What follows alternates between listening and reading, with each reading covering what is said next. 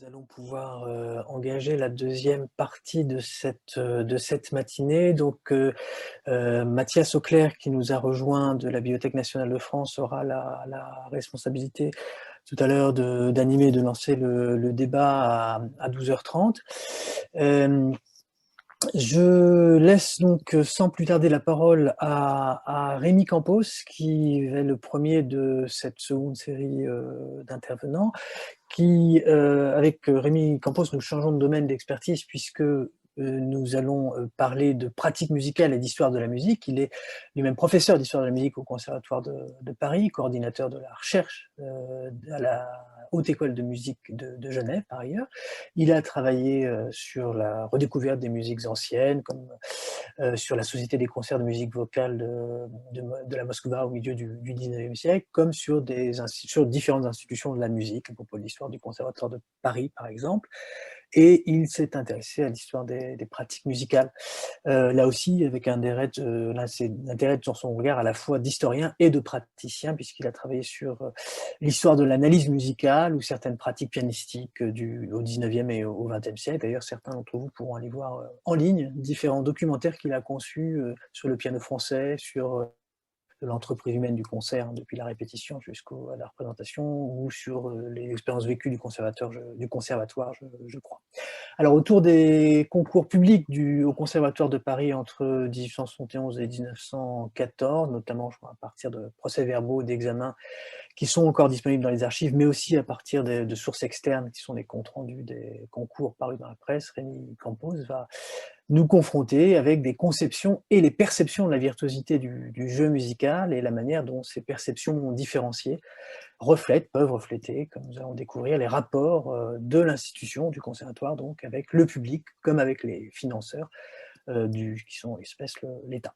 Bien, Monsieur Campos, je vous laisse donc la parole et vous remercie de votre intervention.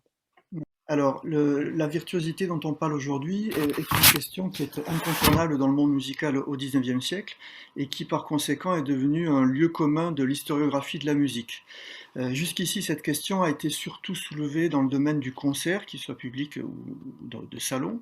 Et ce que je vais faire aujourd'hui avec vous, c'est de considérer cette question de la virtuosité dans les limbes, c'est-à-dire dans le cadre de la formation. Excusez-moi, attention à vos papiers qui sont trop D'accord, près de votre micro. ça marche. C'est-à-dire dans le cadre de la formation des musiciens, à une période qui a été beaucoup moins étudiée que la période de la fin du XVIIIe siècle jusqu'au début du XIXe siècle, qui a focalisé l'attention des chercheurs. Alors, cette préoccupation virtuose s'affiche très massivement dans la littérature pédagogique concernant l'apprentissage des instruments et du chant, et en particulier dans la littérature destinée au piano. Je vous en ai mis là un échantillon, j'aurais pas le temps de le commenter dans les détails.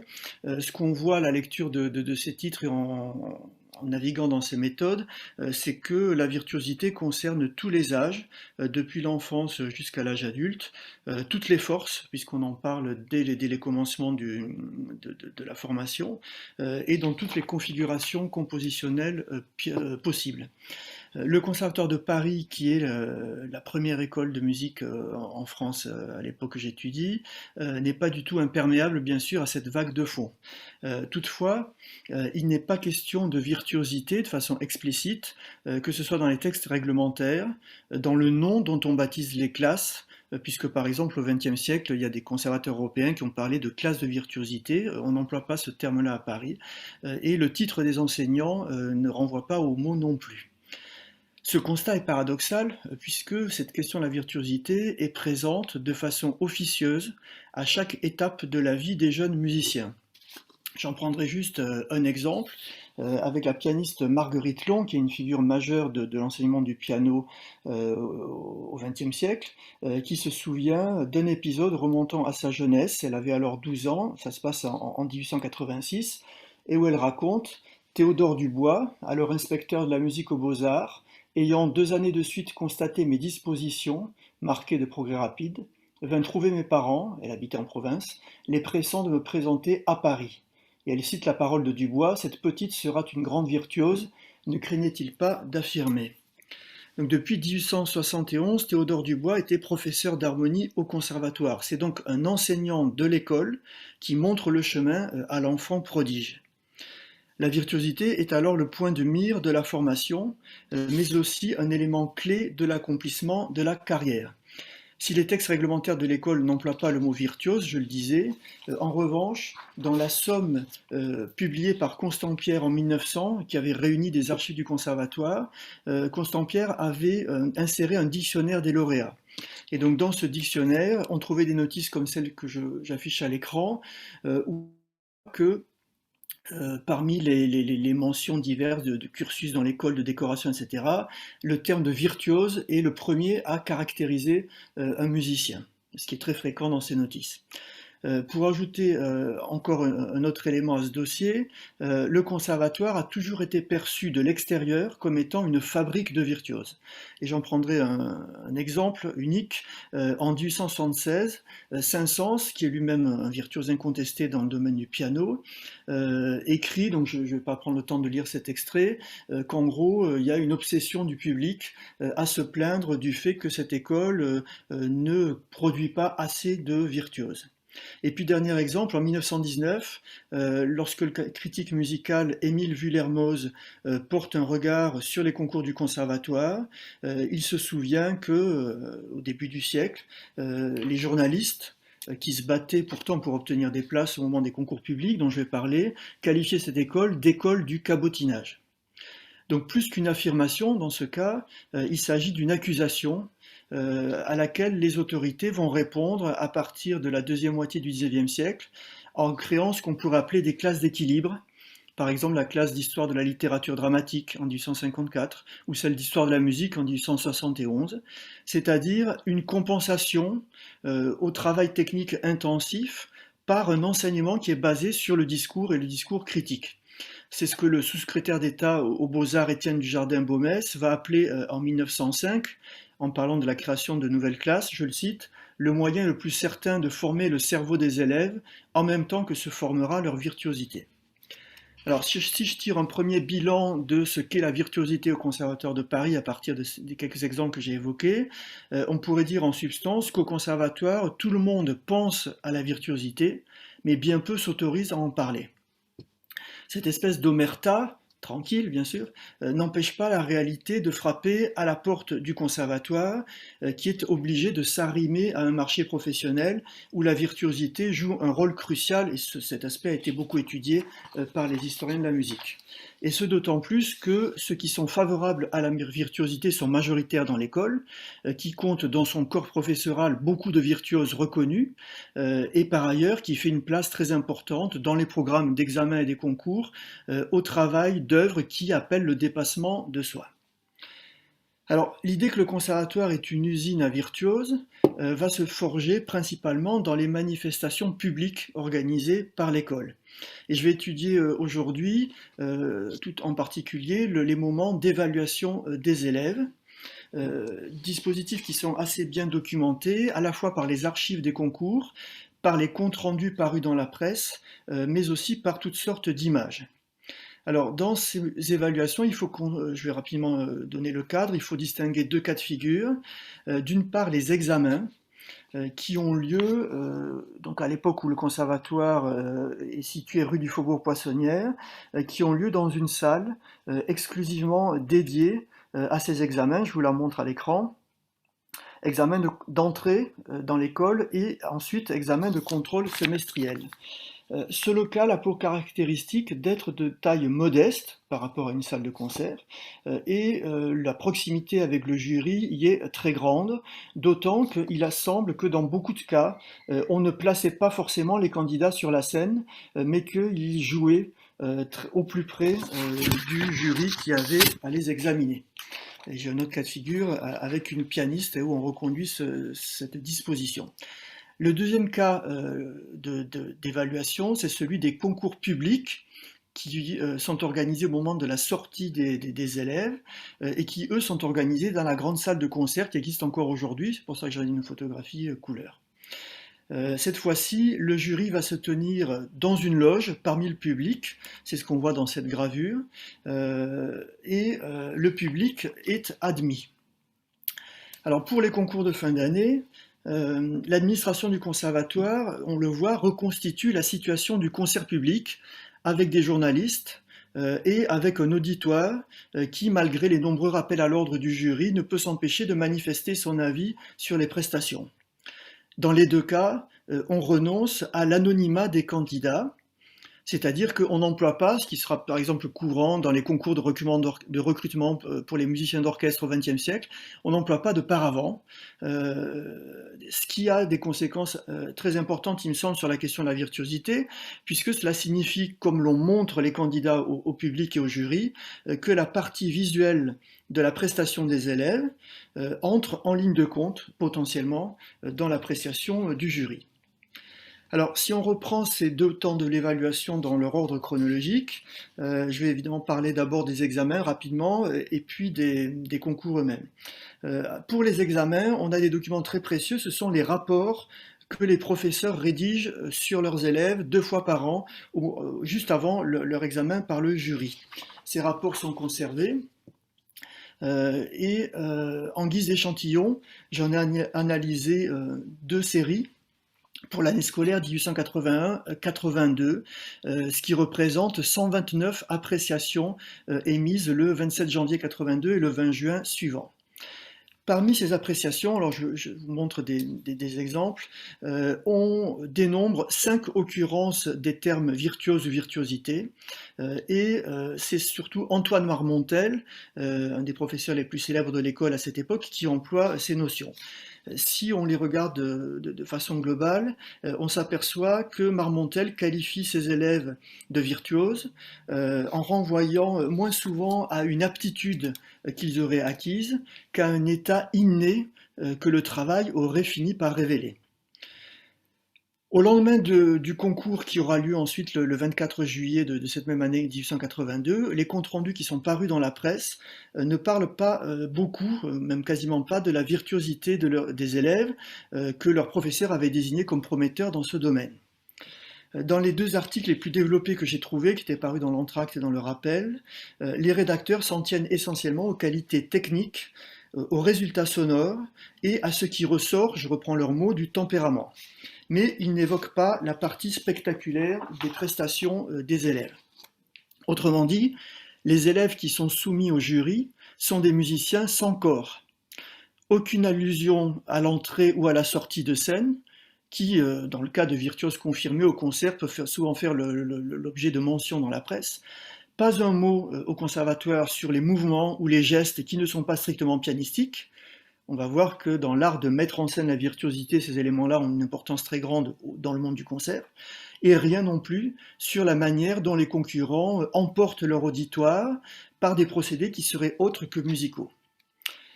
Alors, si je résume ce qu'on peut tirer comme premières observations de ces sources, c'est que au Conservatoire de Paris, les professeurs constatent la virtuosité, qu'ils la valorisent dans leur classe, mais que celle-ci n'est pas plus isolée que d'autres paramètres musicaux, comme le mécanisme, la technique en général, l'expression ou encore la sensibilité.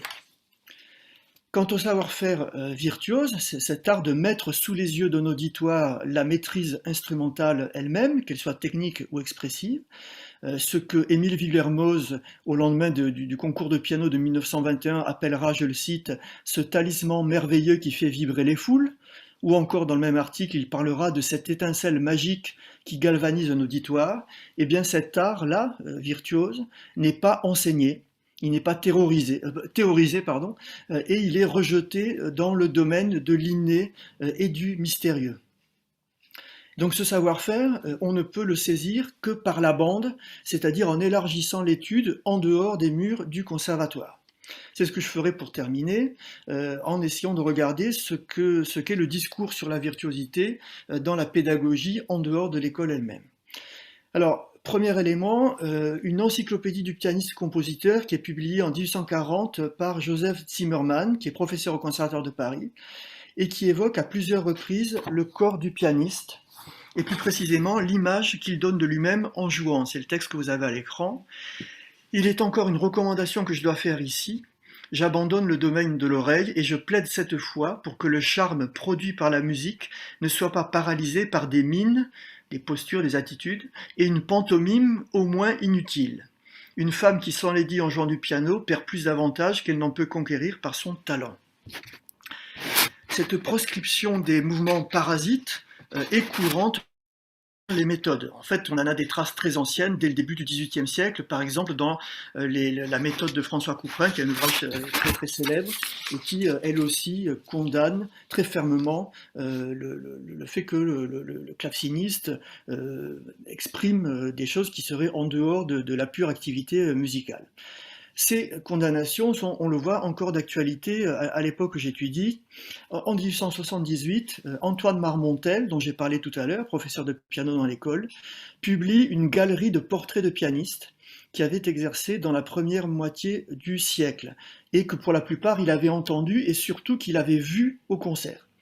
Et donc, par exemple, lorsque Marmontel se souvient d'Émile Prudent, qui lui-même était un prix du conservatoire, un produit de la maison, il est question de sa pantomime. Je lis le texte avec vous: les détracteurs de Prudent, et quel est l'artiste en évidence qui n'a pas ses envieux, reprochaient aux virtuoses l'habitude de poser en public, et aussi une certaine manière affectée de provoquer les applaudissements aux fins de phrases, ou à certains passages soulignés à l'avance, c'est-à-dire qu'il avait préparé. Nous pensons que ce jugement repose sur une interprétation fâcheuse et une évidente exagération.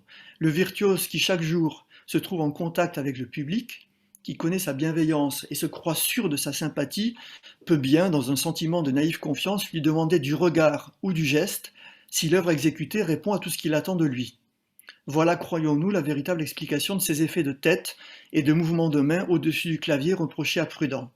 Mais les critiques n'ayant rien à reprendre à l'exécution correcte et brillante de l'artiste, à sa puissante sonorité, à la belle ordonnance de ses compositions distinguées et élégantes, à effet, il a fallu bien chercher et trouver de petites taches de légère défectuosité, ou tout au moins certaines manies ou faiblesses d'artiste, thème banal et inépuisable. Que de longues pages à écrire sur les excentricités de Paganini, de Servet, violoncelliste, ou de Liszt.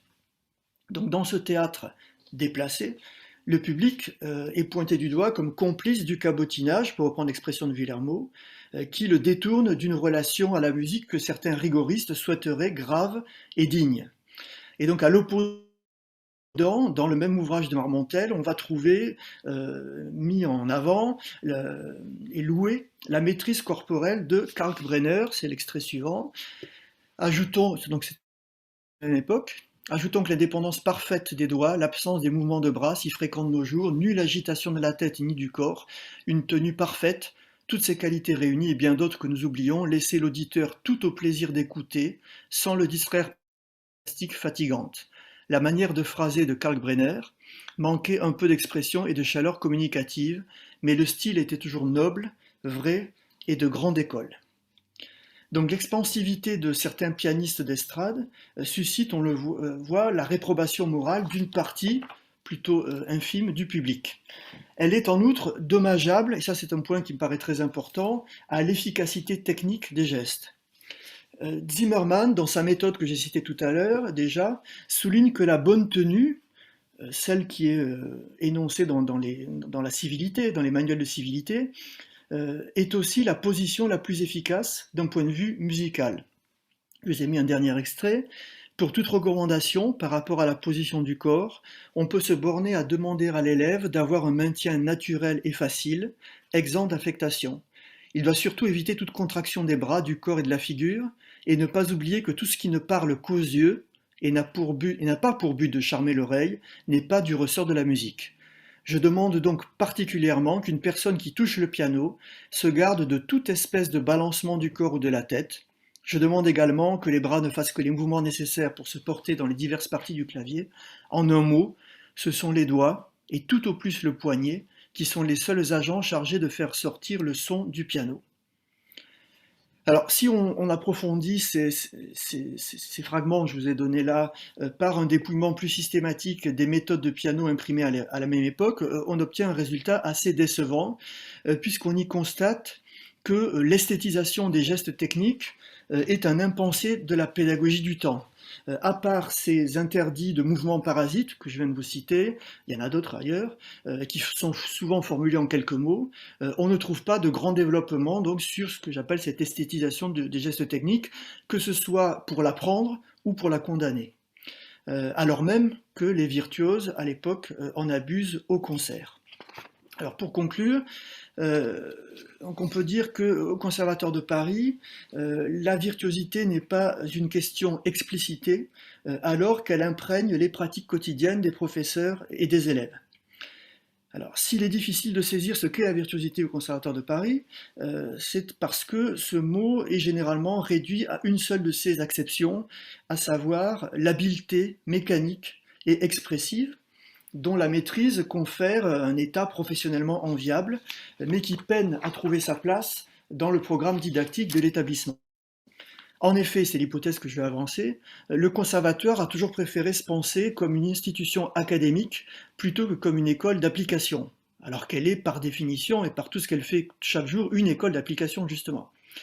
Ce qui pouvait aller de soi pour les compositeurs, qui ont entretenu très vite, dès le tout début du XIXe siècle, un lien très fort avec l'Institut, via le prix de Rome qui est co-organisé par l'Institut et par le Conservatoire, par les élections à la section musicale de l'Académie de Beaux-Arts de la plupart des professeurs de composition du Conservatoire. Cette chose donc, qui allait de soi pour les compositeurs, ce lien avec le monde académique, ne pouvait que poser problème pour les artisans qui constituaient l'écrasante majorité des élèves et des professeurs de la maison. Donc ceux qui occupaient les postes d'enseignants d'instruments et les élèves évidemment chanteurs ou instrumentistes. Au début du XXe siècle, on peut se rappeler une espèce de prise de position de Théodore Dubois, qui venait d'être directeur de l'école, et qui, dans l'Encyclopédie de la musique et Dictionnaire du Conservatoire, distinguait, comme au plus beau temps du romantisme un siècle plus tôt, l'esthétique et la technique qu'il opposait à la science, ou la partie idéale de l'art qu'il opposait à sa partie technique. Dans cette dichotomie, c'est-à-dire art versus technique, il n'y avait pas de place pour ce qu'on pourrait appeler un art de la technique. On comprend dès lors que la question d'un savoir-faire virtuose n'ait pu être franchement posée au Conservatoire de Paris. Voilà. Je vous remercie beaucoup de cette présentation qui nous a fait rentrer vraiment encore plus de plein pied sur les questions de technique, c'est impensé de l'institution à ce moment-là. Et sans plus attendre, je propose de pousser la discussion juste après l'intervention de Sarah Assid qui doit se trouver parmi nous. Sarah Assid qui est une docteure Paris, Université Paris 1 et de l'École du Louvre, qui va justement nous permettre de faire le lien entre le champ pictural et le champ musical, puisqu'elle a travaillé, elle a consacré sa thèse de doctorat à l'imaginaire musical et à la peinture en France entre 1791 et 1863, mythes, pratiques et discours, une thèse soutenue récemment d'ailleurs en 2019, si je ne me trompe pas, félicitations encore. Et elle avait fait paraître auparavant, déjà dès 2015, un travail à l'École du Louvre sur le salon littéraire, artistique et musical de Madame de Ressac, épouse d'un poète qui réunit sous la Troisième République un cénacle important.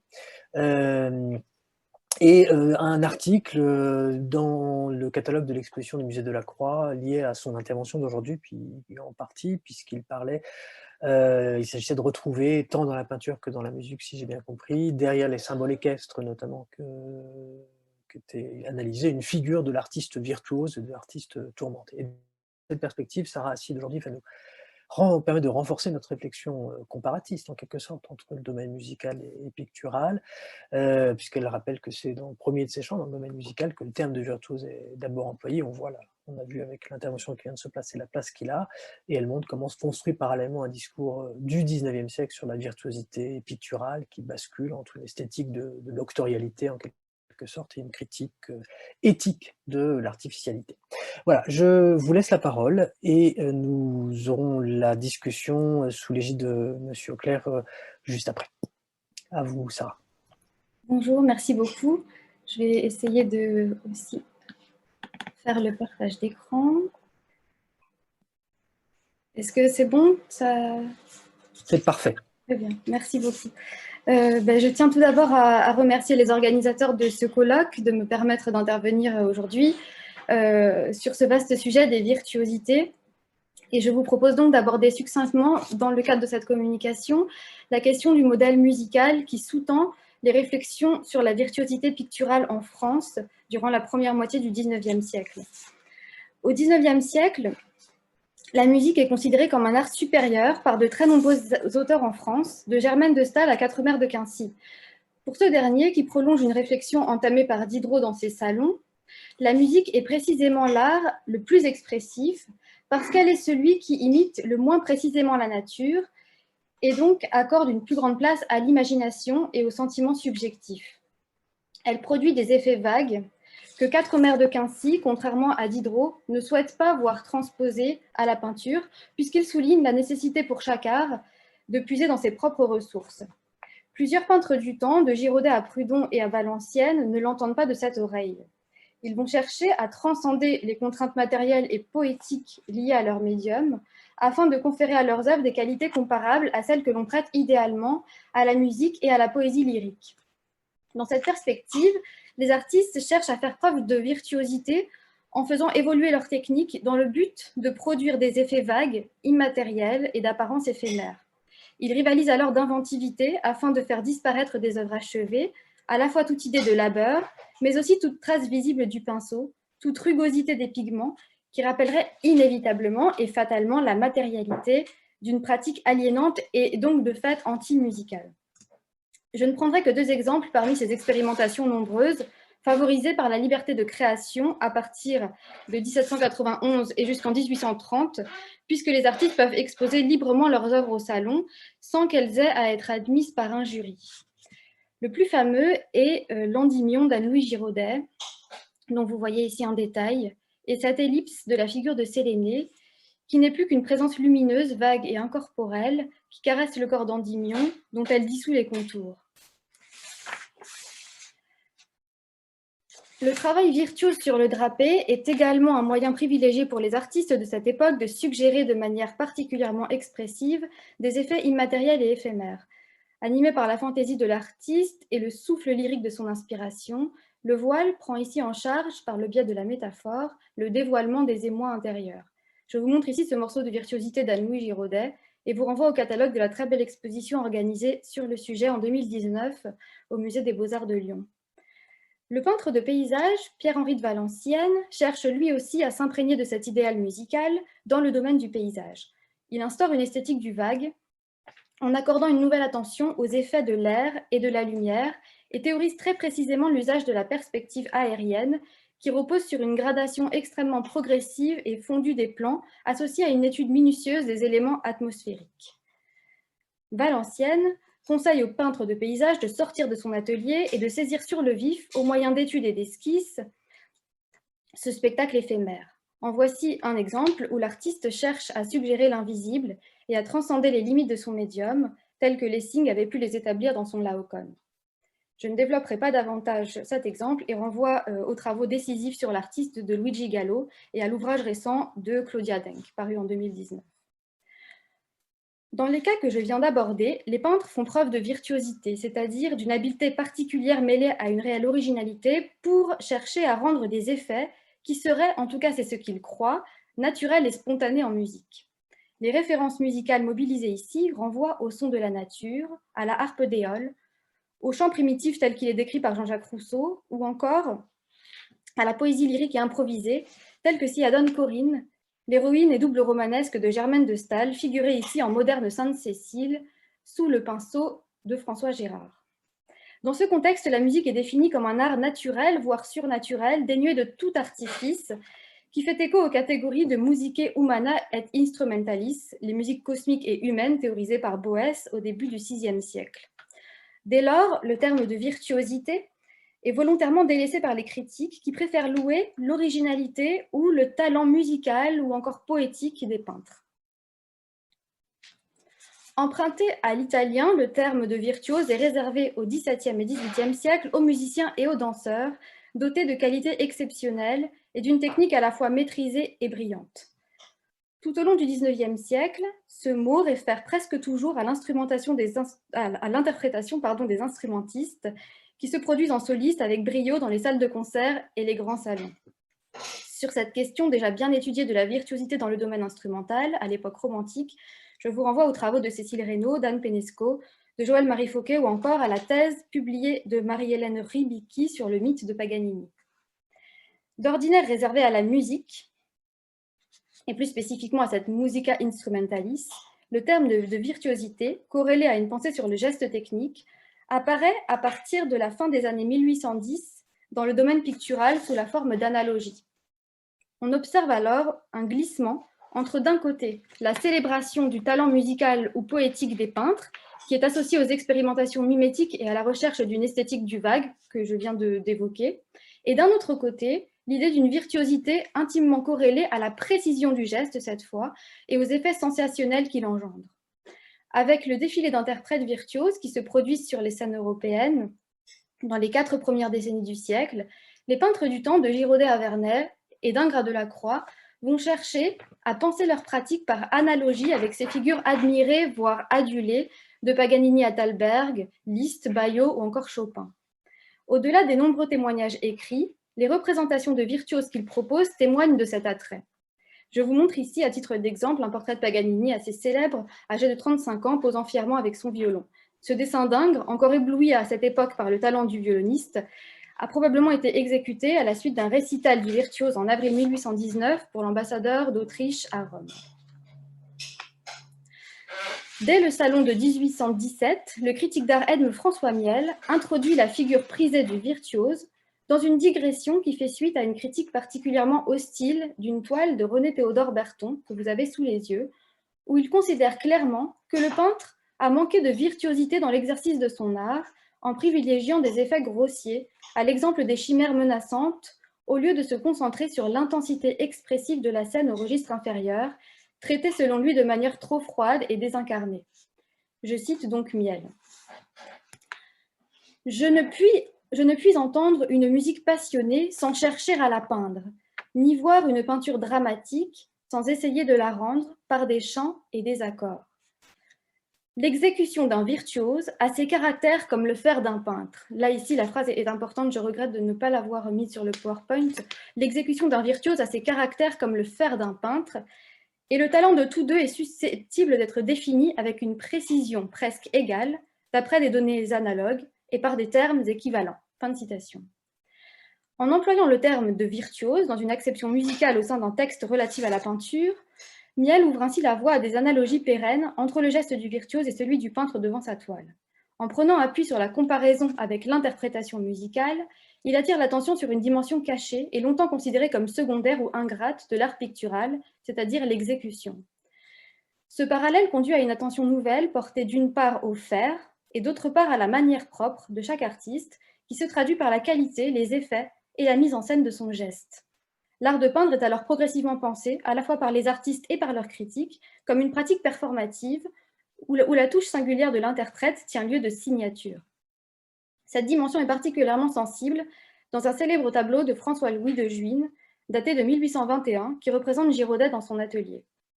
Tel un musicien soliste, le peintre est figuré à la fin de l'exécution de son tableau, Pygmalion amoureux de sa statue, qu'il apporte en retard au salon de 1819, soit 3 jours après l'ouverture. Girodet use alors des mêmes stratagèmes qu'un Tartini ou qu'un Paganini, ainsi qu'en témoigne Delescluze en 1855, qui dénonce, je cite, « le petit charlatanisme que Girodet mettait en usage lorsqu'il était censé sur le point de terminer son tableau. » Fin de citation, donc je poursuis la citation maintenant de Delescluze. Là, Girodet laissait près de son tableau sur chevalet une boîte à couleurs ouverte, avec la palette chargée et l'appui-main tout préparé.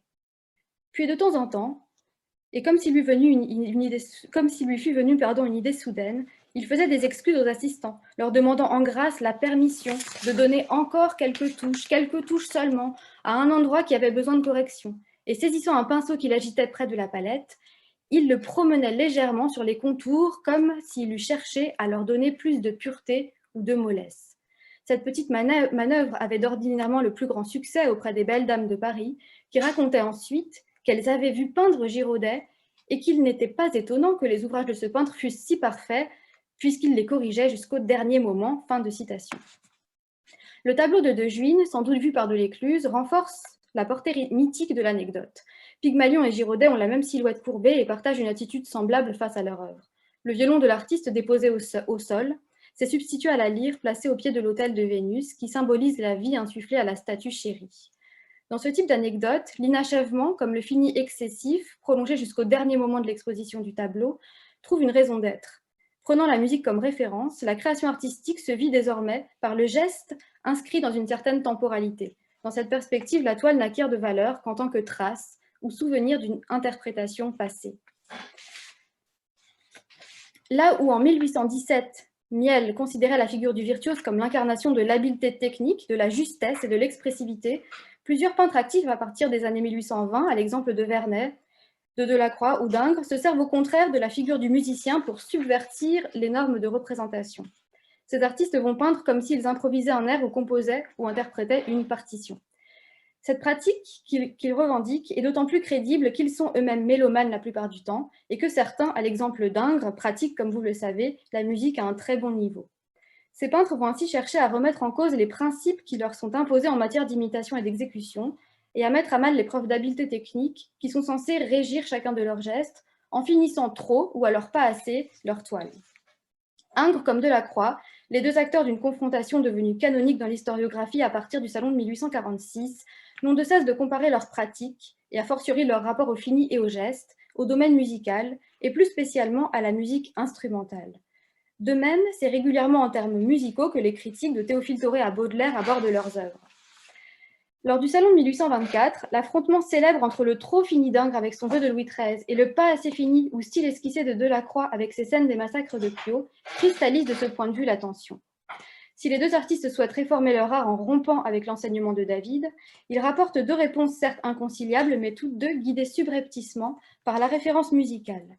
Si le vœu de Louis XIII exposé dans le salon carré, avec lui aussi 3 semaines de retard, le stratagème de Girodet est donc bien rodé, si ce vœu de Louis XIII est mieux perçu par la critique que la grande toile de Delacroix et obtient même un certain succès, plusieurs critiques comme Charles-Paul Landon ou Delécluze se concentrent sur les qualités d'exécution bizarres de l'artiste et sa manière étrangement lisse.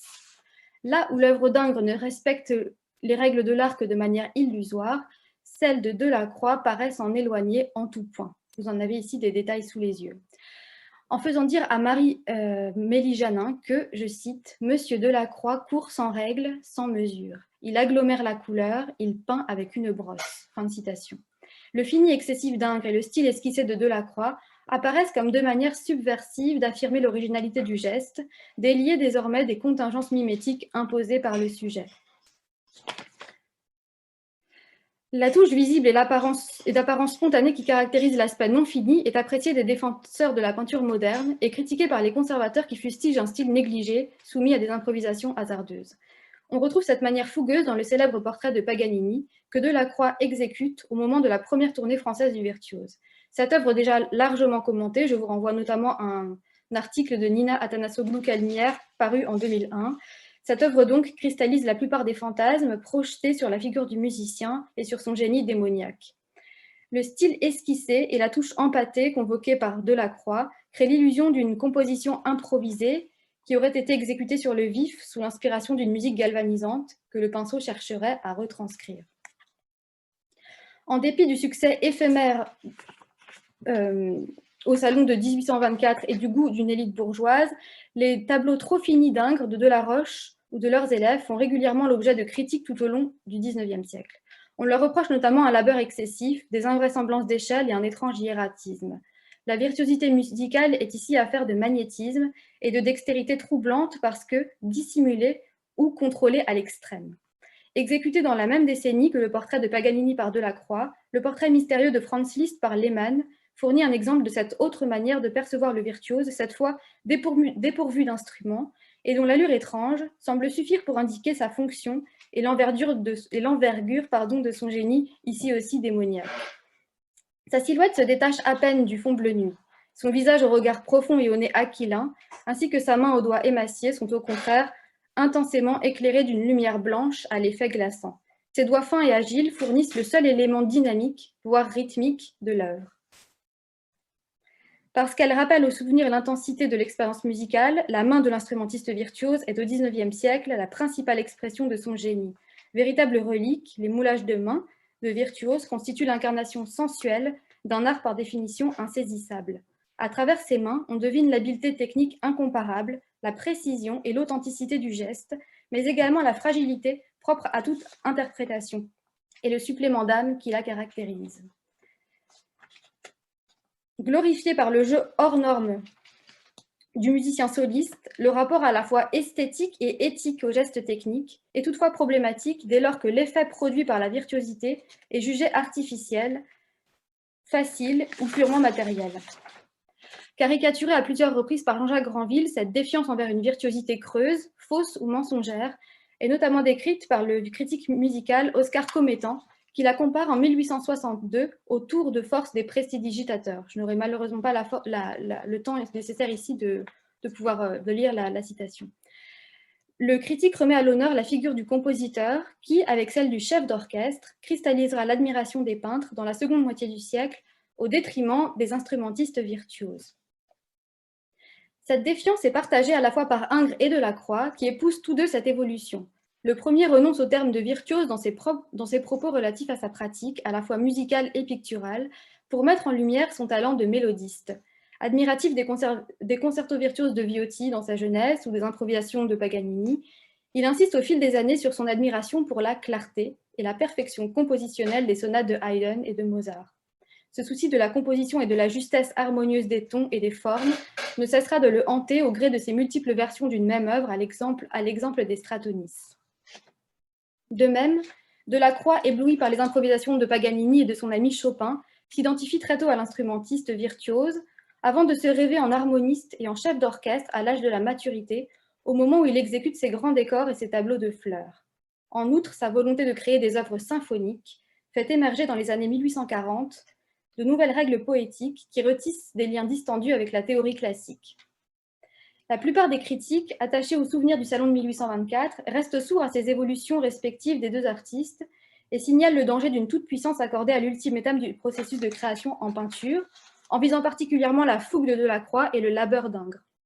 La quête permanente d'originalité ou une méticulosité extrême dans ce domaine conduirait selon eux à un dérèglement du goût. La conséquence en serait une décadence inévitable qui se traduirait par une recherche d'effets faciles, une propension à l'art pour l'art ou une perte de sens consécutive à l'abandon d'un beau moral.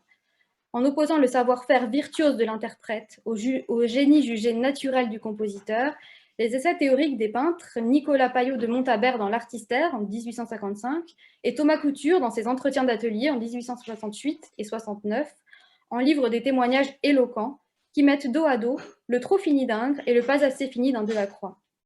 Ces deux auteurs, donc Payot de Montabert et Thomas Couture, qui aspirent à l'harmonie musicale ou hermosménone et aussi à l'euphonie selon leurs propres mots, prolongent l'analogie avec l'art des sons dans une perspective normative cette fois, tout en rejetant de manière très claire la pertinence d'une comparaison avec l'instrumentiste virtuose.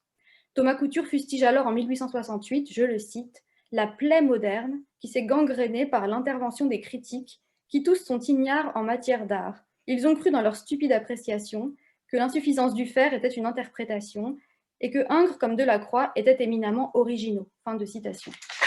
Pour conclure, on peut dire que la nouvelle attention accordée à l'exécution en peinture est indissociable de la popularité croissante de la figure du musicien virtuose au XIXe siècle et s'enrichit considérablement au travers de ce paragone. La notion cruciale de virtuosité accompagne le nouveau rôle accordé à la main de l'artiste, à l'expressivité de son geste, et le pousse à envisager son art comme une pratique performative, voire spectaculaire, inscrite donc dans une temporalité. Celle-ci est de plus en plus visible du public et accompagne une nouvelle manière de concevoir le rapport au fini en peinture, délié des contingences mimétiques.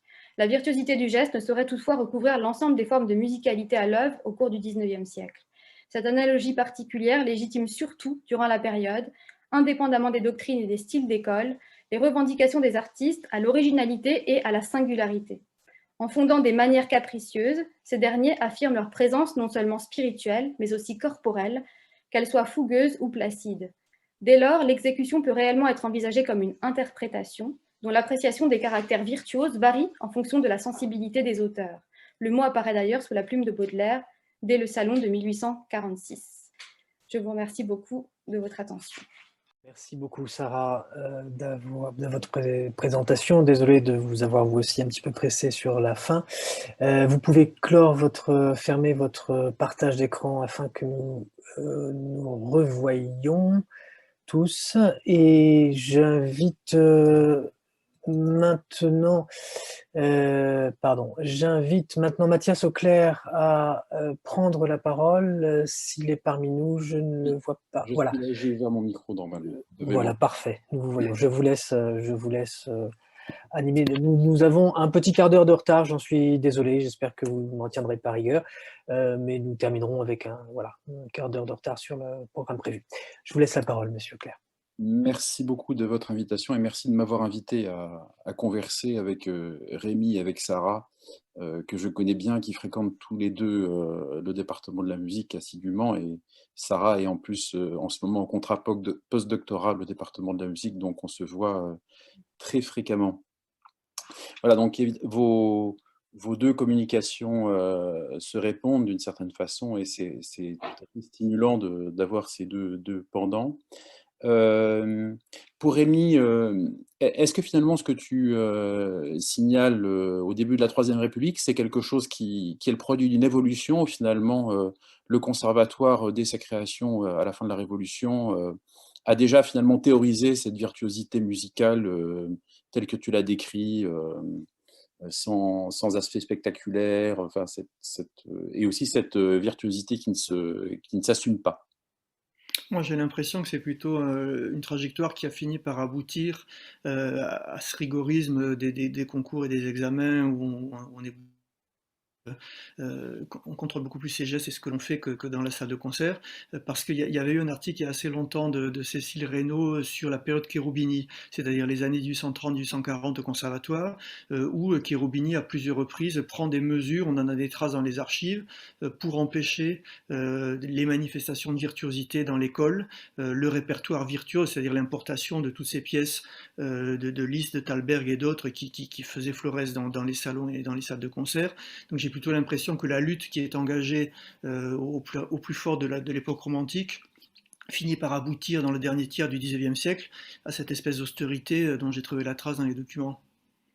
D'accord, parce que c'est vrai qu'on peut imaginer qu'il y a eu contamination de la pratique de concert des grands virtuoses qu'on connaît tous, Liszt, Chopin, Paganini et les autres, sur les élèves du conservatoire, comme finalement aujourd'hui, les élèves musiciens s'inspirent des grands solistes qu'ils voient.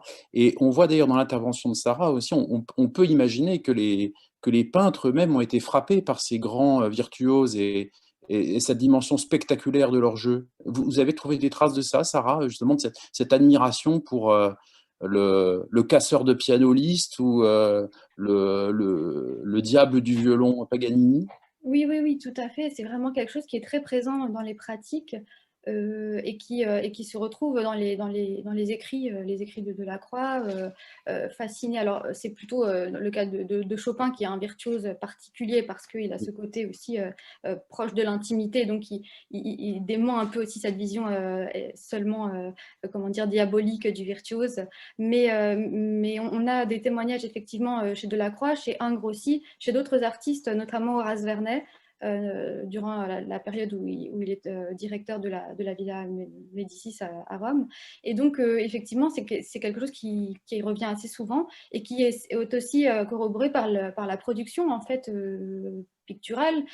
Aussi, le rôle de la caricature, le rôle du dessin aussi, très important, où on voit qu'il y a comme ça un dessin d'Horace Vernet enfin, un portrait d'Horace Vernet avec une tête en violon, qui est assez intéressant aussi de ce point de vue-là. C'est qu'il y a vraiment une production. La fascination, en fait, transparaît par la production aussi visuelle que des artistes, au-delà des écrits, en fait. Et si je peux prolonger la question de Mathias qui me paraît très importante. C'est cette idée qu'il y aurait contamination entre l'extérieur et l'institution pédagogique. J'étais en fait parti dans cette idée-là parce que c'est celle à laquelle on pense spontanément. Et c'est en travaillant avec les archives et les documents que j'ai fini par voir que, comme je l'ai montré, la virtuosité était un impensé du conservatoire. D'après moi, en grande partie parce que on arrive à la fin du XIXe siècle, à un moment où le conservatoire se fait une espèce de parangon de la pratique savante, rigoriste dont j'ai parlé. Et du coup, se positionne beaucoup plus nettement par rapport au monde du concert. Il me semble que ce n'était le cas dans la première moitié du siècle. Et cette mise en scène du peintre, finalement, comme on met en scène un instrumentiste, c'est quelque chose qui se développe à la période romantique ou pas plus que ça? Si, complètement. Je pense vraiment qu'il y a qu'il y a quelque chose quand même d'assez nouveau, même s'il y avait déjà des témoignages de pratiques d'atelier, bien sûr, avant la période romantique, mais le fait vraiment de scénariser, d'organiser, enfin scénariser c'est un anachronisme, mais d'organiser en tout cas un événement, une performance dans l'atelier en conviant du public, en créant des expositions aussi, des artistes qui créent leur propre exposition. On a déjà l'exemple chez David, hein, lorsqu'il invite le public à venir voir ses Sabines, mais on a vraiment comme ça des moments où l'artiste prend en charge aussi la monstration de ces tableaux et aussi le geste, en fait, le geste d'appliquer la peinture tout simplement sur la toile en public de manière extrêmement pensée, en fait. Juste pour prolonger, en écoutant Sarah tout à l'heure, j'ai pensé à une autre pratique qui relevait exactement de ces phénomènes de monstration pour le dessin. C'est celui des albums que l'on remplit quand on est invité dans des familles aristocratiques de la grande bourgeoisie et où on demande à des gens, donc poètes ou d'artistes, de laisser une trace de leur passage et où souvent le musicien va composer entre guillemets devant son note en écrivant quelques lignes de musique et il y a souvent des essais par les peintres et qui sont des dessins faits sur le vif avec un public autour. Oui.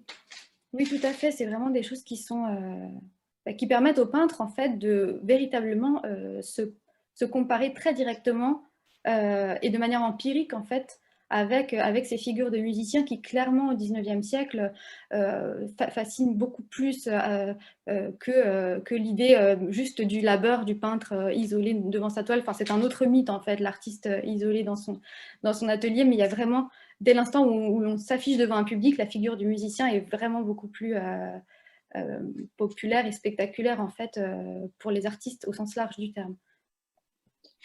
Alors, vos deux communications, me semble, posent la question aussi du rapport de la virtuosité au génie, en tout cas au côté un peu inné, comme le disait Rémi. Et je pense que ça émerge aussi de votre communication, Sarah, c'est le fait que il y a ce rapport de la virtuosité qui est un signe du génie du peintre. Est-ce que ça, c'est théorisé? Est-ce que c'est sous-jacent?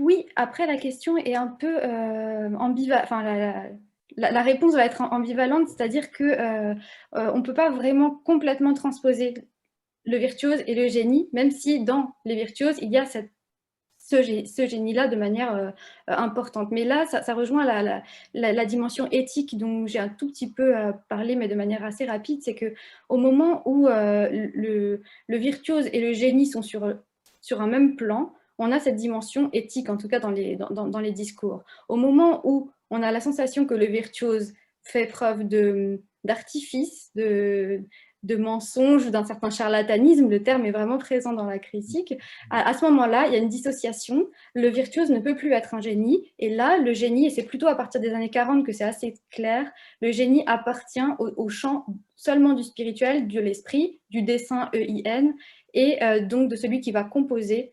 Donc, pour reprendre alors l'analogie avec la musique perdure, de ce point de vue-là, mais alors ça va être des analogies avec le compositeur, celui qui vraiment fait l'acte de création et de génie. Et c'est pour ça que chez Thomas Couture et chez Payot de Montabert, même si c'est dans une démarche relativement conservatrice, ils vont vraiment porter au nu cette figure du compositeur et dénigrer d'autant plus celle du virtuose. Rémi, cette école de l'impensé, de la virtuosité, c'est typiquement français ou ça te semble un vaste mouvement européen Ben, En fait, en fait, je te dis ça parce que j'ai retrouvé dans ce que tu disais des éléments pas si anciens que ça d'enseignement des conservatoires français encore dans les années 80. C'est-à-dire ma génération a encore connu des professeurs qui avaient fondamentalement le même discours que le tien. Tiens-toi droit, ne bouge pas. Enfin, et que ce soit au piano ou sur d'autres instruments, cette espèce d'école française où le mouvement est banni, où ce qui compte, c'est seulement la musique, pas de théâtralisation du musicien. alors, deux éléments pour répondre en peu de mots. D'une part, il faut distinguer le fait que une affinité très grande entre le clavecin et le piano en France qui dure jusqu'au début du XXe siècle, mais qui connaît des moments assez variés, puisqu'en fait, j'évoquais tout à l'heure les condamnations de Cherubini. On est toujours dans cette grande continuité de l'immobilité au clavier, du jeu par le doigt seul. Il y avait des gens dans les années 1820, 30, 40 qui faisaient des écarts énormes par rapport à ces prescriptions et qui avaient des jeux beaucoup plus exubérants. Donc il y a des époques différentes de cette continuité. Ensuite, sur la question de la spécificité française, elle est très grande et elle se tasse très fortement au XXe siècle. Je pense en particulier à l'école russe qui a mis un accent extrêmement fort sur la question virtuose, sur sa mise en scène, sur sa visibilité. C'est un cas flagrant du fait qu'il y a eu d'autres manières et d'autres manières d'institutionnaliser la virtuosité, en l'occurrence en la valorisant beaucoup. Entendu. Est-ce qu'il y a des questions qui viennent du public ou de vous autres? Donc là, on peut poser la question aux personnes qui sont sur Zoom et je ne sais pas si des questions sont remontées sur la chaîne YouTube, mais je crois qu'il y a eu un petit souci sur la chaîne YouTube, donc il est possible qu'elles ne soient pas apparues. Non, il n'y a pas de questions sur la chaîne YouTube. Je profite pour poser une question. Euh, donc, si je comprends bien pour Rémi Campos, finalement, l'interprète, à l'époque que vous étudiez, ne doit pas finalement se singulariser par son corps, parce que finalement, il va détourner l'attention de l'œuvre en se singularisant.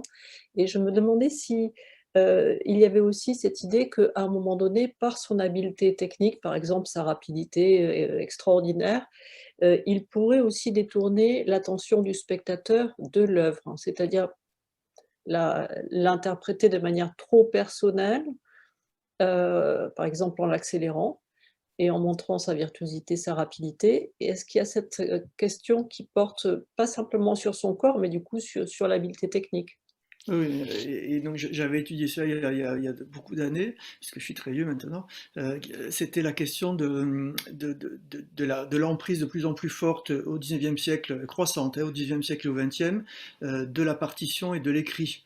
Et donc, pour vous répondre très directement, il y a justement à la fin du XIXe siècle une étape qui est franchie dans le fait qu'une exécution doit être de plus en plus littérale, proche du texte, des indications de compositeurs qui sont eux-mêmes de plus en plus précis.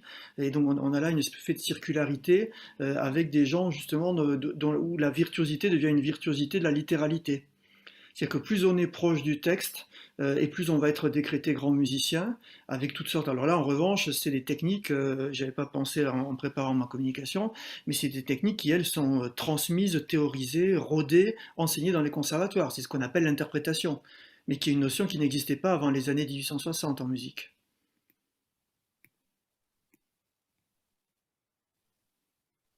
Et alors, dans la précédente session, je l'ai prise en cours, mais il était question de la question de la femme. Est-ce que vous voyez des cas particuliers à la femme virtuose ou à la virtuosité féminine dans le domaine de la peinture? Enfin, je pense que la question peut être posée à la fois dans le domaine de la musique et dans le domaine de la peinture.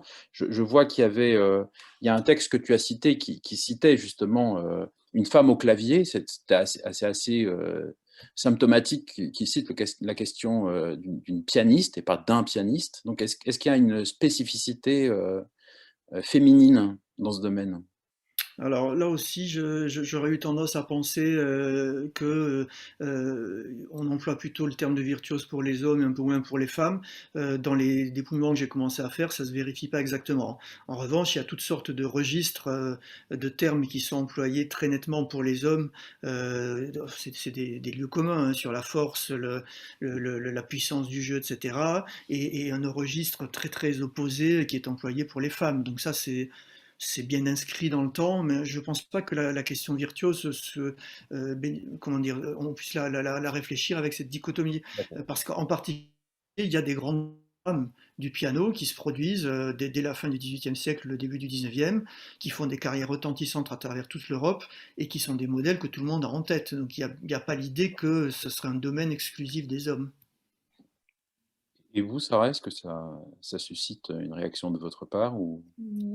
Oui, alors en fait, la question est complexe parce que effectivement, il y a une place pour les femmes de ce point de vue-là, du point de vue de la virtuosité, mais alors il y a une situation de la peinture des femmes en France, c'est-à-dire qu'à partir de la période de l'Empire, clairement, la quantité de femmes peintres est quand même moindre. On a vraiment une école très importante plutôt dans le XVIIIe siècle, deuxième partie du XVIIIe siècle, et dans les premières années du XIXe siècle. Et là, effectivement, dans cette période-là, avec des artistes comme Marguerite Gérard, il y a vraiment l'idée, et puis d'autres, hein, il y en a vraiment beaucoup, il y a vraiment l'idée de la femme de mettre en valeur son talent de musicienne et d'interprète pour justifier de son génie. Et ça, c'est quelque chose d'assez intéressant puisqu'on retrouve le mot virtuose, mais pas au sens de la transposition picturale, mais au sens musical. C'est-à-dire que la femme peintre est une virtuose de la musique et c'est ce qui lui donne son talent de peintre. Après, effectivement, après l'Empire, cette pratique continue, mais elle est quand même beaucoup cachée par le fait que les femmes ont un accès beaucoup plus difficile au domaine de la peinture. Et par contre, ce qui est vraiment du geste performatif, de la mise en scène, de la pratique, de fait, c'est quelque chose qui est quasiment inexistant avant vraiment la deuxième moitié du siècle, pour des raisons beaucoup plus institutionnelles que créatives, on pourrait dire, je pense. Je ne sais pas si j'ai complètement répondu, mais en tout cas, c'est un peu... D'autres questions? Moi, Pauline? je voulais peut-être poser une question. Non, vas-y, Thomas. Pardon. Pour Sarah Acide, c'était très intéressant. C'était assez surprenant aussi. Et si j'ai bien compris, Delacroix, il se considérait comme un virtuose et il était vu comme un virtuose. Moi, j'ai pas spécialement étudié cette période-là, mais j'ai relu il n'y a pas tellement longtemps des textes d'Émile Zola sur Manet, sur les peintres académiques qu'il voyait dans les salons dans les années 1860. Et lui, ce qu'il critique chez les peintres académiques, c'est leur côté très méticuleux, très artisanal. Il dit que voilà, Meissonier fait des petits bibelots, etc. Et j'ai pas trouvé le vocabulaire de la virtuosité comme quelque chose de condamnable chez lui. C'est plutôt ce côté méticuleux, artisanal et un peu féminin, quoi, de faire des petites choses. Alors que Manet, Courbet, ils y vont franchement et ils se retiennent pas. Et donc moi j'associe ça plutôt à une façon de se débarrasser justement de cette virtuosité qui allait aboutir à finalement de la méticulosité artisanale, plus qu'à l'expression du génie ou l'expression d'une personnalité, enfin l'œuvre d'art vue la nature vue d'un tempérament, etc. Et donc ça me surprenait que Delacroix, qui est du point de vue de Zola le chef de file, enfin le modèle, lui justement il se considérait comme un virtuose et qui reprenait à son compte la figure romantique du pianiste où il y avait, si j'ai bien compris, il n'y avait pas encore cette séparation entre l'interprète et le compositeur qui vient, comme vous dites, plutôt dans les années 40. Donc c'est vraiment symptomatique de cette évolution. Est-ce que vous pourriez expliquer pourquoi à ce moment-là, à peu près, les termes changent, les valeurs changent à propos de la virtuosité? Oui, alors je vous remercie beaucoup pour cette question assez vaste, en fait, qui touche à beaucoup d'éléments. En fait, Delacroix, effectivement, se considère comme un virtuose, au moment où les virtuoses ont cette aura sur la scène parisienne qui est une nouveauté en fait dans ces tournées de concerts organisées dans la capitale et également à Rome. Et ce qui me semble intéressant de montrer, c'est que finalement, dans les années 30, enfin, dès les années 20 et dans les années 30, de personnalités qu'on oppose souvent, a fortiori à partir du salon de 1846, pas encore vraiment lors du salon de 1824, et bien, ces deux personnalités sont en fait soumises au même schéma de cette fascination pour la virtuosité qu'ils expriment pas de la même manière.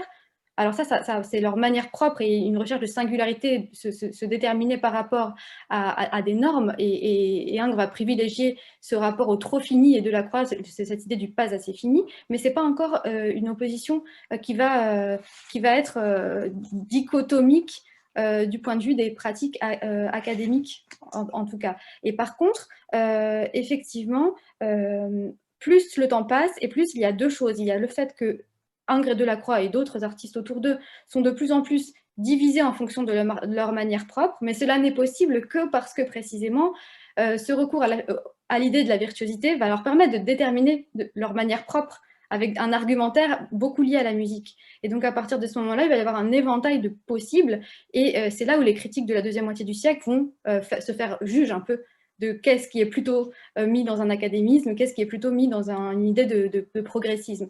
Là où en fait Ingres est complètement subversif en fait en son temps, même si lui veut renouveler l'académie, renouveler les doctrines, en tous les cas, son trop fini n'est pas dans les règles de l'académie du tout. Et alors, ça c'est une première chose, et l'idée de valoriser le compositeur, à mon avis, mais c'est une hypothèse, c'est qu'il y a une pensée qui vient déjà de Quatremer de Quincy, de l'harmonie de l'art, qui est héritée du romantisme allemand, en fait, qu'on retrouve aussi chez Germaine de Staël, et qui repose sur l'idée d'une organisation supérieure et architecturale de la création, sur le modèle de la nature, en fait, d'une nature qui en elle-même comporte une idée d'harmonie. Et en fait, cette idée-là va être entretenue de manière plus ou moins visible tout au long de la première moitié du 19e siècle. Elle va ressurgir avec une force toute particulière chez deux auteurs qui sont Théophile Thoré et Charles Baudelaire. Et Baudelaire, en fait, va avoir cette puissance de plume, de mettre en valeur, en fait, l'idée d'une harmonie supérieure, guidée par un modèle musical. Et je pense que ce sont ces deux figures, et encore plus Baudelaire peut-être que Thoré, par son aura, par sa qualité de poète également, qui va précipiter aussi cette fascination pour le compositeur. Delacroix, lui, ne va pas cesser d'y réfléchir. Dans ses écrits, ça transparaît tout le temps, c'est que vraiment, plus le temps passe et plus il cherche à s'éloigner du geste seulement rapide et spontané de l'interprète pour rechercher des structures de composition, et il s'en mêle un peu lorsqu'il discute avec Chopin, parce qu'en fait, il n'a pas les compétences pour comprendre exactement comment fonctionne la musique du point de vue formel, mais en tout cas, il cherche quelque chose qui s'apparente à une construction architecturale dans la musique, pour parvenir à concrétiser en fait son propre dessin pictural. Et c'est ce qu'il fait dans ses grands décors, mais là vraiment on ne peut pas comparer terme à terme, parce que voilà, Delacroix n'a pas une compétence aussi fine par exemple qu'Ingres ou que d'autres en matière musicale. C'est vraiment intéressant, parce que j'ai l'impression, moi, que le paradigme musical a tendance à être un peu mis de côté par les critiques d'art de la peinture dans la deuxième moitié du 19e siècle. Et par contre, il revient très fort au début 20e, par exemple, Kandinsky et Schoenberg, c'est quelque chose qui est très connu, et où là, justement, la musique dodécaphonique trouve son équivalent dans la peinture abstraite, justement parce que c'est de la musique abstraite. Et l'abstraction même de la musique devient le modèle de nouveau de la peinture, mais plus du tout pour les mêmes raisons, plus du tout par rapport à la question de la virtuosité. C'est vrai qu'au XXe siècle, il y a vraiment cette obsession, on pourrait dire. Ça, c'est omniprésent, mais néanmoins, dans la deuxième moitié du siècle, il y a quand même, à la fois chez les impressionnistes et à la fois chez la nébuleuse symboliste, beaucoup d'occurrences quand même de métaphores musicales. Je pense notamment à la revue wagnérienne et aux écrits de Théodore de Vizeva du côté des symbolistes. Et puis dans l'impressionnisme aussi, la manière de juger la peinture peinte d'un Claude Monet va être souvent mise en lien avec un champ lexical musical, mais c'est peut-être plus relâché Ce sont des compositions qui sont peut-être plus relâchées et qui sont plus sur le mode poétique, Ouais. la métaphore, alors qu'effectivement, au XXe siècle, on recrée des systèmes très concrets. Ça, c'est effectivement, je pense, et c'est quand même, à mon avis, encore lié à Baudelaire, parce que c'est lui qui remet au goût du jour l'idée d'une mathématique musicale, en reprenant un peu ce qu'on trouvait chez Rameau, bien plus tôt, et organiser vraiment les comparaisons terme à terme, en fait. Oui, effectivement. Il y a un exemple antérieur au symbolisme, c'est celui des relations entre le grand opéra et la peinture académique. Ça a été beaucoup étudié dans les 10 dernières années. Ouais. Et pour les compositeurs, est-ce qu'il y a une notion de virtuosité au conservatoire ou pas? Elle est pas mise en avant du tout dans toute la production d'écrits sur les épreuves auxquelles on les soumet. D'accord. Non, j'ai jamais vu. Donc dans la création musicale, on ne pense pas non plus la virtuosité. Si, il y a un domaine où ça a été le cas, mais c'est plutôt tardif, c'est celui de l'instrumentation. Donc pour l'orchestration, on a très vite parlé d'une virtuosité chez Berlioz, Strauss et d'autres après eux, mais ça arrive plutôt au XXe siècle. D'accord. Et comment tu expliques la faible contamination de la pratique du concert et de l'enseignement du conservatoire? Parce que ça paraît complètement irréel, c'est-à-dire d'avoir ces grandes figures de virtuoses totalement dans le spectaculaire et une institution d'enseignement qui a d'ailleurs en partie ces virtuoses parmi ses enseignants, qui enseignent l'inverse. Je me demande si le dispositif et le contexte, c'est-à-dire un moment d'examination, avec un déphasage très grand entre l'âge des examinateurs et celui des impétrants, ne pousse pas à une espèce d'humilité qui prendrait cette forme. C'est une hypothèse. C'est-à-dire que des élèves intimidés, ce contexte compliqué parce que le professeur est présent dans le jury, mais il est présent mais il n'a pas voix au chapitre. Il y a tout un ensemble de choses qui fait qu'on singe la situation de concert, mais en fait, si on regarde de près, il y a beaucoup de choses qui s'en éloignent très fortement. Et donc je me demande si tous ces paramètres qui s'en distinguent finissent pas par créer une nouvelle manière, un nouveau rapport à la scène, par exemple. Et bon, c'est à creuser, hein. En fait, j'ai découvert cette approche-là des virtuosités, et encore merci à l'occasion de ce colloque, hein. J'aurais jamais interrogé la notion dont je pensais qu'elle était banale et tout le monde, elle avait été tellement travaillée que je pensais que le conservatoire l'utilisait et puis qu'un point c'est tout. En fait, c'est bien plus compliqué que ça. Et dans l'iconographie, est-ce que tu notes cette même représentation ascétique des candidats? Ouais, Oui. vous avez vu les quelques Oui, images que oui, je vous ai montrées, celles qui sont réalistes, je ne mets pas les caricatures là-dedans, mais les photographies ou les gravures fidèles, entre guillemets, elles sont très, très, très proches de cet idéal-là. Et est-ce que les caricatures, justement, dénoncent une virtuosité qui serait théâtralisée? Non, j'ai pas Non. trouvé de caricature. Il y en a très peu, hein, c'est pas plus d'une dizaine d'images pour le 19e siècle. D'accord, effectivement. Un petit Il y avait une question. Juste brièvement, je me demandais dans quelle mesure la littérature musicale se faisait aussi écho, s'il y avait une articulation avec la littérature scientifique, parce que pour le 19e siècle, la pensée du corps, c'est comme, il y a une évolution fondamentale la corporisation de la psyché, la façon dont on envisage aussi la monstration ou pas du corps, et est-ce qu'on avait une articulation qui pouvait se penser entre justement la virtuosité, une certaine physiologie de la virtuosité, ou un impensé du corps dans la musique en lien avec l'évolution scientifique, la pensée du corps, notamment au 19e siècle. Alors, il y a clairement tout au long du 19e siècle, je réponds très vite parce que je vois que tout le monde est fatigué, il y a tout au long du 19e siècle une tendance à la prise de pouvoir des physiologues dans le champ de la pédagogie de la musique et de l'étude de la musique en général. Donc ça, c'est une tendance forte. Après, personne n'a regardé de près cette question de la virtuosité dans ce champ-là. Donc, je ne peux pas répondre, mais il y a peut-être des incidences. Je crois qu'on voit que c'est heureux parce que cette manifestation ouvre des perspectives dans le domaine de l'histoire de la musique, là où on pensait que le terrain était totalement défriché, on s'aperçoit qu'il y a encore une jachère à exploiter. Eh bien, on se réjouit vivement de ce premier constat déjà, après cette première demi-journée.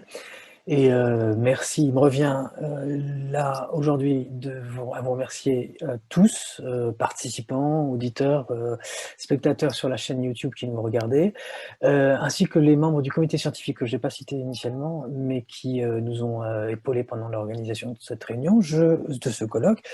Se termine donc cette première demi-journée. Vous avez vu qu'il y en a plusieurs. Nous nous retrouvons demain. À ma place enfin plutôt mon rôle sera tenu demain matin par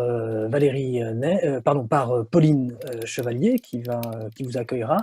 Et nous nous retrouverons donc sur la chaîne YouTube de l'INHA ou sur le second lien pour les participants, le lien Zoom que vous avez, à partir de 9h45 pour 5 interventions dans la matinée. Et puis une pause déjeuner et ensuite 4 interventions dans l'après-midi.